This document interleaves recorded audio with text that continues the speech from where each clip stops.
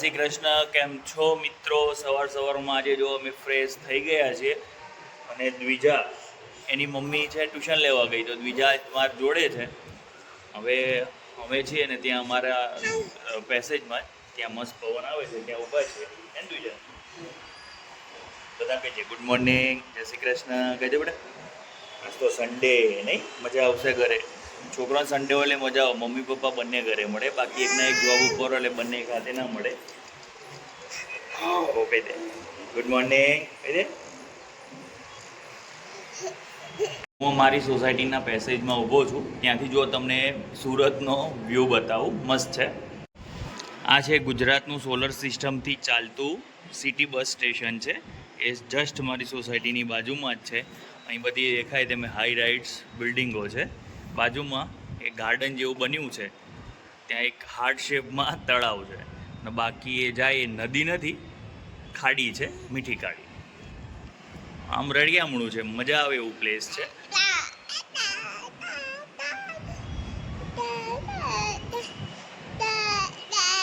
આજના વ્લોગની શરૂઆત છે ને આપણે એક મોટિવેશનલ સ્ટોરીથી કરીએ. એક ભાઈ હતા, કવિ હૃદય હતા. એમને કવિતાઓની રચના કરવી ખૂબ જ ગમતી. ઘરે બેસી કવિતાઓની રચના કરતા. હવે કામ ધંધો કંઈ કરતા નહીં, એટલે ઘરવાળા એમનાથી કંટાળ્યા. આખો દિવસ છે ને એમને ટોર્ચરિંગ કરતા કે તું તો છે ને ધોળા પર ફક્ત કારું કરે છે, તું નકામો માણસ છે. સતત આવી પ્રવૃત્તિ રહી એટલે એ ભાઈ છે ને ડિપ્રેશનમાં આવી ગયા. તો એમને સુસાઇડ કરવાની ઈચ્છા થઈ. પણ એમને એકવાર છે ને એમના ઝવેરી મિત્ર પાસે થઈ આ બાબતની ચર્ચા કરી કે મારા ઘરવાળા છે ને મને સમજતા નથી. એવું બેન બેટા. તો ઝવેરી મિત્રએ એમને એક કિંમતી છે ને પથ્થર આપ્યો ને એને કીધું જા બજારમાં જઈ એની કિંમત કરાવ. એને વેચવાનું નથી, ફક્ત તારે એની કિંમત કરાવવાની છે. તો પહેલાં એક શાકવાળા પાસે ગયો. શાકવાળો કે આમ તો પથ્થર મારા માટે તો નકામો છે, એનો કંઈ નહીં આવે. બી એવું કર, પથ્થર મૂકતો જાય, એના બદલામાં છે ને હું તને 2 કિલો બટેટા આપીશ. પેલો કે ના, મારે પથ્થર વેચવાનો નથી. ત્યાંથી આગળ નીકળે છે, એક પસ્તીવાળાને જોયે છે. પસ્તીવાળાને પથ્થર બતાવે છે કે પસ્તીવાળો કે આના વધુ નહીં, 50 રૂપિયા હું આપું. એ ભાઈ ના પાડે છે કે ના, મારે 50 રૂપિયા નથી જોતા. 1 બાય 1 બધાને આપે છે. પોતપોતાના ધંધા પ્રમાણે બધા એની કિંમત કરી. લાસ્ટમાં એક સોનીની પાસે જાય છે અને એને બતાવે છે કે આ છે મારો પથ્થર, એમ, અને મારે વેચવો છે. તો કેટલા, એની કિંમત શું? તો એ સોનીએ એને તપાસ્યું અને પછી એમ કીધું આ અમૂલ્ય હીરો છે, આની જેટલી કિંમત થાય ને એ હું તને આપી શકવા માટે મારી પાસે પૈસા જ નથી. પછી ત્યાંથી હીરો લઈ પાછો પોતાના મિત્ર પાસે જાય છે અને મિત્ર સમજાવે છે કે જ્યાં સુધી તને તારી સાચી ઓળખ કરવાવાળો માણસ નહીં મળે ને ત્યાં સુધી તને કોઈ નહીં સમજી શકે. માટે તું તારા પ્રયત્નો ન છોડ, સતત પ્રયત્નો કરતો રહે, તો તું તારા જીવનમાં અચૂક તારા લક્ષ્ય સુધી પહોંચીશ.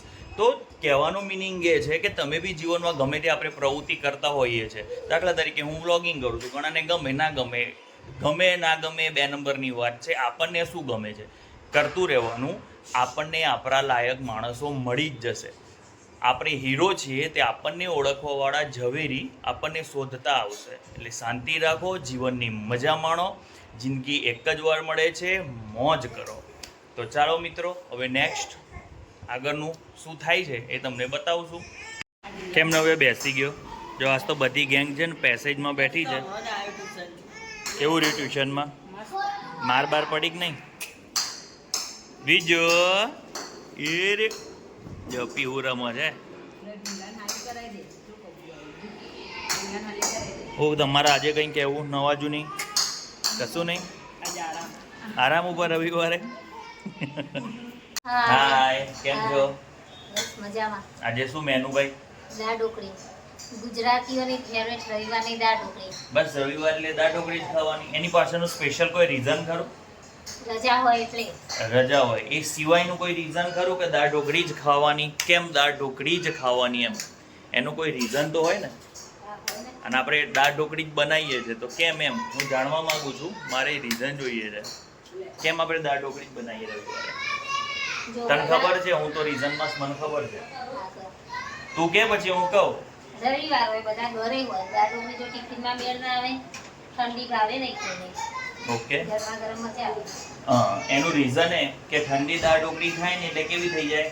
જાડી થઈ જાય અને ખાવાની ઓછી મજા આવે. દાળ ઢોકળી એક એવી રેસીપી છે કે તમને ગરમા ગરમ ખાવાની મજા આવે. એટલા માટે છે ને પૂરા ફેમિલી સાથે રવિવારે હાજર હોય એટલે જ ખવાય.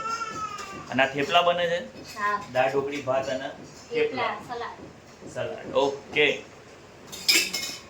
અડધો કલાકથી મરતા હતા કારણ અમારું આ જૂનું એક્ટિવા છે ને એ ચાલુ કર્યું છે લગભગ 5-6 મહિનાથી પડી રહ્યું છે હવે નવ્યાને એવી ઈચ્છા થઈ કે લઈને ટ્યુશનમાં જવું છે તો આજે ચાલુ કર્યું હવે થયું છે પણ હજુ પંચર ને એવું છે બનાવવા જવું પડશે ને અને થોડો અવાજ આવો છે દેખાય છે અવાજ આવો છે થોડું રિપેર કરાવવું પડશે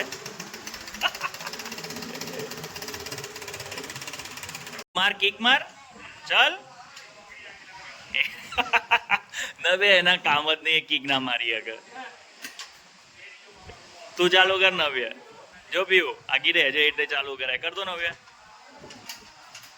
હા અમાર ભાઈની યાદ રૂપે છે ને એ પોતે એક્ટિવા એક એને ઈચ્છા હતી એક્ટિવાની લાવ્યો હતો અને પડી રહ્યું હતું ચાલુ કર્યું તારે એક્ટિવામાં બેહવું બે જાવ શું કરવા આવવાનું પીવું પિકનિક કરવા આવવાનું અમારે પીવું એમ કહે છે ને પિકનિક કરવા આવવાનું એ ઘરની જે ગાર્ડન છે થોડા ફ્રી ફરવા આવ્યા છે અમારે પીવું એમ કે પિકનિક કરવા આવવાનું સાચી વાત છે પીવું ઘરેથી કંઈ બનાવી લેવાય અહીંયા અહીં ખવાય શું કેવું બીજું લઈને અવાય સાચી વાત છે પણ બીજું છે ને પીવું ચોમાસામાં તો જીવડા કરડે બીજું લઈને અવાય એરું ને એવું જ ના હોય પણ જીવડા કરડે કચ્છની વાડીની મજા જેવી તો મજા અહીં ના આવે પણ શું કરીએ હવે એક શું કહેવાય પીવું આપણે એક કરુણતા છે નહીં કચ્છ છોડીને સુરત આવ્યા છે હવે ગાર્ડનમાં વાડી જેવી મજા લઈએ તો વાંધો ના આવે પીવું કે હોય ગાય બોધી હોય એટલે તો કોઈ ધલુદાદાની વાડી થોડી કંઈ ગાય બાંધી હોય ધલુદાદાની વાડીએ તો એ ને અત્યારે કેટલા વાગે 6 વાગવા આવ્યા હશે અત્યારે ગયા હોય ગાય દોવાણી હોય ચા બા પીધી હોય ને પીવો કેવી મજા આવતી કચ્છમાં કાંઈ નહીં કોથરીને દૂધ લાઈને ચા મૂકીને પી લેવાની હે ને હવે તું તો કંઈ બોલ અમે તો સુરતમાં જ રહીએ અમે તો આટલે જ આવીએ આવું બધું જોવા એમને આવી કૃત્રિમ મજા જ લેવાની એમને કુદરતી વાતાવરણ તો મળતું નહીં હે ને તમને તો મળે હતી હવે અમારે અમને નહીં મળતું પહેલા તો બહુ મળતું પીવું એમ કે કચ્છ નહીં દેખા તો કુછ નહીં દેખા અમે તો કચ્છમાં રહીને આવ્યા ભાઈ કચ્છની એક અદ્ભુત મજા કઈ બાજુ સોનું દેખાય આ બધું હુકાઈ ગયું એટલે હોનું થઈ જાય ઉગાય એટલે કે હોના જેવું થઈ જાય બહુ અઘરી નોટ બોલવામાં તો ચાલો આવું નવ્ય ક્યાંક ફરશું રીલ્સ બીલ્સ બનાવશું ને કઈ શું કરવું હા ચાલો જઈએ હાલો બેઠા આગળ હિંચકા ને એવું ખાઈએ તારે નવે હિંચકા કેવું નહીં ખાવું કેમ જતી રહી હવે ઉંમર જતી રહી ગયડો થઈ ગયો હા હાઈટ તો દરેક અડવું છે ને નહીં પીવો પડી ના જોયો રોજનું કઈ બાજુ કોની વાડીએ તો કેલીસણા ઓકે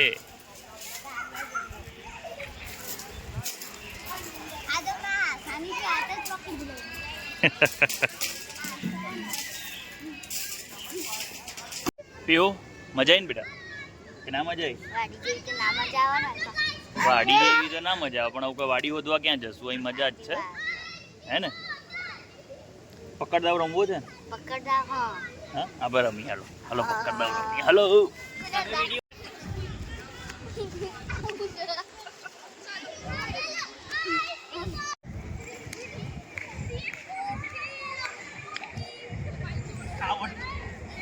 મારી વારી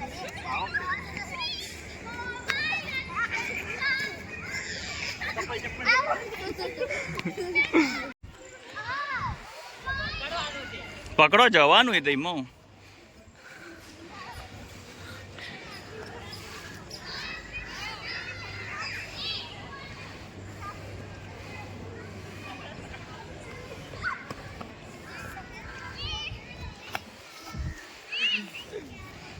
આવું તું પકડ પીહું પકડ નવે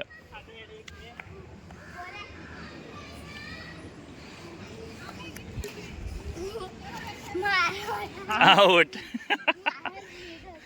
થોડી વાર રમ્યા થાકી ગયા જીવનમાં બાળક બનવું એ જરૂરી છે બાળક બનવાની એ ઘણી મજા હોય આજે અમારે પીહુન છે ને એક્સરસાઇઝ કરવી છે. ચલો ભાઈ એની પાસે એક્સરસાઇઝ કરાવવા માટે જઈએ.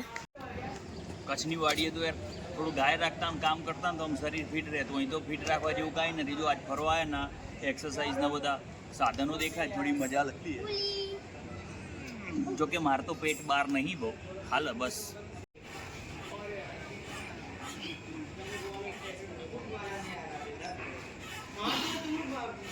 બાર ફોટો પાડ.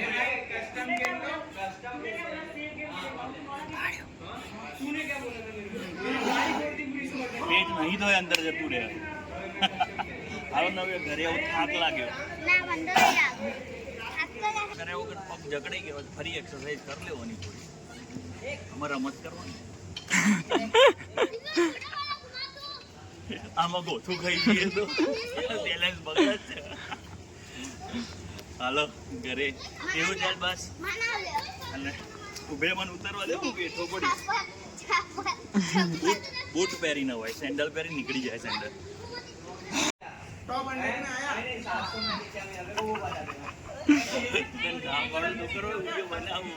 બનાવ તો પડે ને ખબર પડે બધાને. અમે નાનું બાળક જ છીએ છોકરો ભેગું રહી રહ્યું. હાલો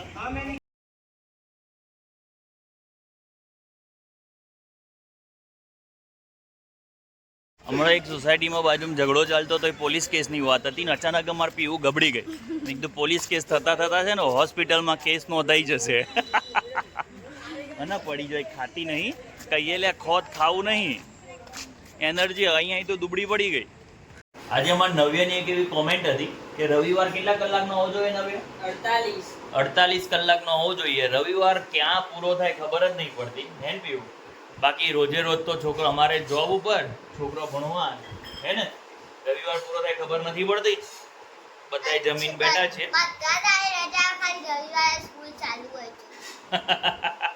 એવું શક્ય નહીં બેટા. તો પછી તમે રખડી પડો. ના ચાલે. જેમ ગોઠવેલું છે બધું બરાબર જ છે. તો ચાલો મિત્રો અહીંયા આપણો વિડીયો પૂરો કરીશું. તમને અમારા વિડીયો ગમે તો લાઈક શેર અને સબસ્ક્રાઇબ કરજો. તમારા મનમાં કોઈ દ્વિધા હોય કંઈ સવાલ પૂછવા હોય તો કોમેન્ટ કરજો. અમે એનો જવાબ આપશું. તો ચાલો લાઈક શેર અને સબસ્ક્રાઇબ કરજો. વંદે માતરમ. જય જય ગરવી ગુજરાત.